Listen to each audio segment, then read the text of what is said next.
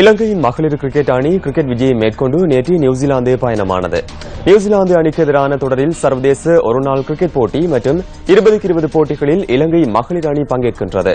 8 அணிகள் பங்கு பெற்றும் சர்வதேச கிரிக்கெட் சபையின் மகளிர் கிண்ண தொடரில் நியூசிலாந்து மற்றும் இலங்கை அணிகள் பங்கு பெற்றும் போட்டி நியூசிலாந்தில் நடைபெறவுள்ளது.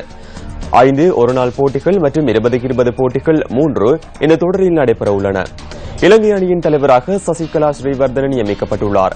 சர்வதேச கிரிக்கெட் சபையின் மகளிர் கிண்ண தொடரில் தென்னாப்பிரிக்க, பாகிஸ்தான் மற்றும் மேற்கின் தீவுகள் அணிகளை இலங்கை அணி எதிர்த்தாட உள்ளமை குறிப்பிடத்தக்கது.